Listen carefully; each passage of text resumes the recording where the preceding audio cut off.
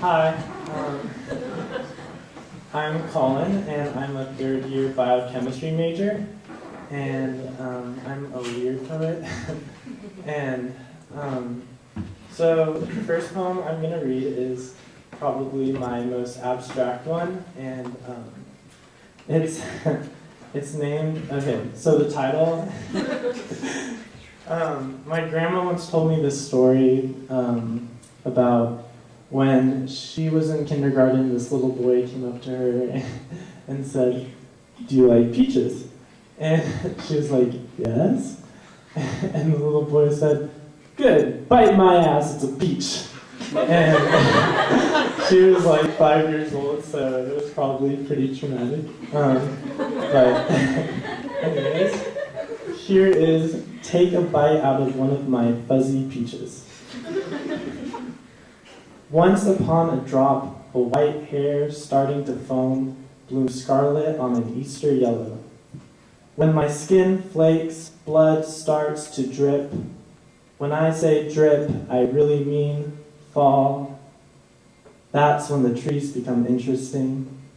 My hair is slightly wet and dripping. Hangnails aren't drippers. Clingers are like socks. "Would you like a peach?" she says to me. So my second poem I wrote after I went to my friend's wedding, and I was thinking about what to write about because I kind of wanted to write about a wedding because I had just been to one, and I decided to write about a swarm of sand fleas feasting on the guests at a wedding reception. So this is "Sand Fleas at a Wedding Reception." The girl in the white dress burned bright pink on the beach while we propelled ourselves through sandstorms. We hooked our jaws into our prey, feasting on red boba through thick straws. We were not greedy. We tried each of the pies. Most of us liked the shepherd, but I had a thing for the priest. Before long, all of us were drunk with wine, and so were all the guests, including the priest, who had only had the blood of Christ. He shocked the guests when he began to lament, drowning my sister on a salty potato chip. So my next poem is written and addressed to people who have ADD. And I don't have ADD, I don't think, but anyways. And if you can't focus. If your heart doesn't concentrate, it might lose its beat and murmur something or another out of tune. Don't worry, all you gotta do is swallow this pill. Same thing is true for your brain. You just gotta swallow this pill, and you'll be seeing things in a whole new light. This pill isn't magic. It's scientifically proven to catalyze, inhibit, to clean you up like a messy room, folding your towels and taking out the garbage, always remembering to take the tissues out of your pockets before washing your jeans.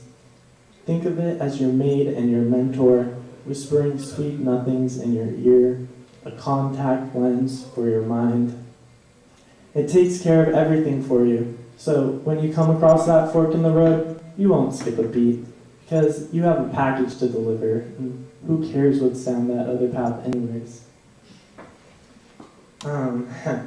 So this next poem I wrote when I was in my room. I was trying to figure out a poem to write about. And I have one of those closets with a light bulb on the ceiling, and there's a string hanging down from it. And I was staring at the string, and I came up with this poem. The String. I see a string hanging from the ceiling. It is still, but if I stare, I start to see it writhe, as if my eyes are shooting laser beams and it catches fire and is flickering, or tiny ants are crawling up and down and crowding all around. I wonder if that string now sees all those things on me.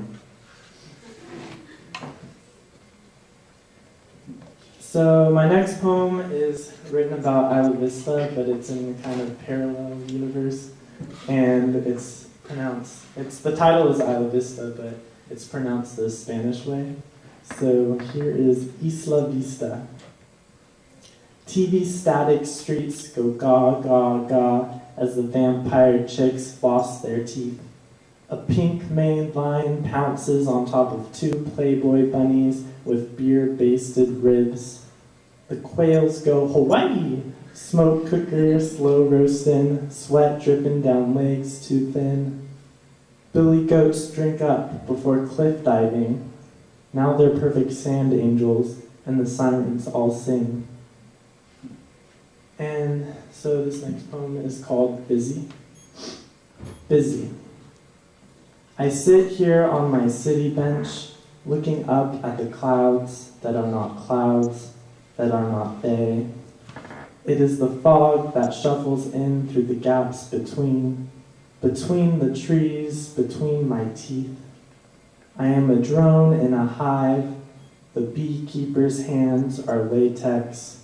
My honey is golden, my house a box. The bench cold, sirens loud, fog hot. And my last poem is called Mr. Octopi, and it's about an octopus who's upset because he can't wear clothes. Mr. Octopi.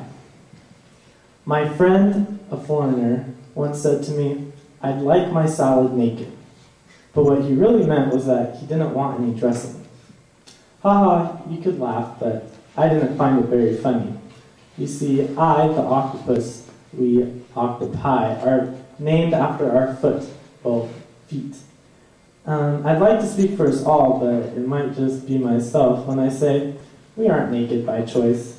No, we, or maybe just I, tried to dress ourselves aplenty, but you see, us octopi, we have no body. No body for a shirt or shorts, and sometimes I find it rather embarrassing. So we, not just I, tried to wear just hats and shoes to the beach, but it was far too revealing with our beaks peeking out. So next time you're offered dressing and you can wear it, make sure to put it on, or else I will leave and you would be left with nobody. Thank you.